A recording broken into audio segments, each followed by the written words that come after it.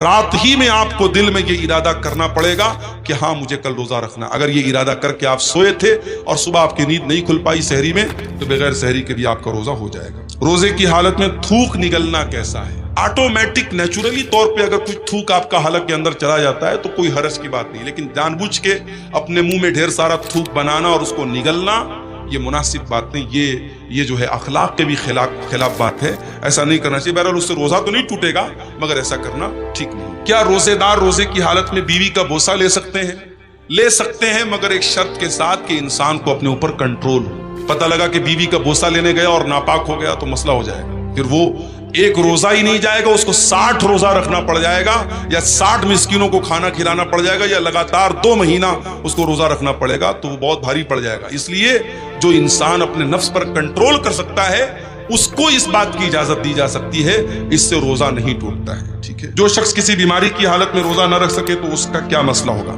اگر بیماری ایسی ہے کہ آج بیماری ہے کل ٹھیک ہو جائے گی تو اس کو تو قضا کرنا ہے. لیکن بیماری ایسی ہے کہ اب ٹھیک نہیں ہوگی، جیسے شوگر ہو گیا، ٹی بی ہو گئی، اب یہ تو ٹھیک ہونا بہت مشکل ہے، تو ایسا انسان جس کی بیماری لا علاج ہے یا اب عمر کے ساتھ رہے گی وہ بیماری، تو ایسا انسان اگر روزہ نہیں رکھ پا رہا ہے تو ہر روزے کے بدلے ایک مسکین کو کھانا کھلائے گا. ایک مسکین کو 2 ٹائم کا کھانا اس کو کھلانا رہے گا.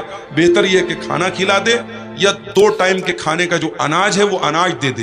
اگر اناج دینے میں بھی کوئی پرابلم ہے تب بہت مجبوری کی حالت میں اس کا پیسہ دے سکتا ہے، ورنہ شریعت میں اطعام کا لفظ آیا، کھانا کھلانے کا لفظ آیا ہے تو کھانا ہی دینا چاہیے یا کھانے کی جگہ اناج دینا چاہیے. وہ دور ابھی ہم اپنی آنکھوں سے دیکھ رہے ہیں. تو حلال کھائیے، حلال کمائیے.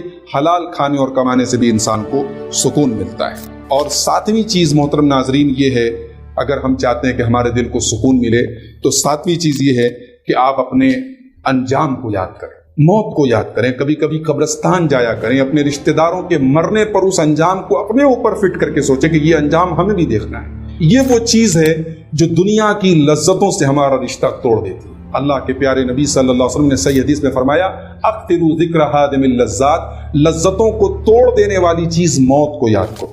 اور آگے اللہ کے رسول فرماتے ہیں، صحیح ابن حبان کی صحیح روایت ہے کہ موت کو جس نے تنگی میں یاد کیا تو موت اس کو اس کی زندگی میں وسعت لا دیتی ہے، اور جس نے وسعت میں یاد کیا تو موت اس کی زندگی کو تنگ کر دیتی ہے. کیا مطلب؟ یعنی اگر انسان بہت پریشان ہے تو موت کو جب یاد کرتا ہے تو اس کو اپنی پریشانیاں ہلکی لگنے لگتی ہیں. اور جب انسان کے پاس بہت پیسہ ہوتا ہے، بہت خوشحالی ہوتی ہے اور موت کو یاد کرتا ہے تو تکبر، گھمنڈ اور مال کے جو منفی پہلو ہیں، اللہ تعالیٰ نے قرآن کریم میں مال اور اولاد کو بھی فتنہ قرار دیا ہے اگر وہ ہمیں اللہ کے ذکر سے غافل کر دیں.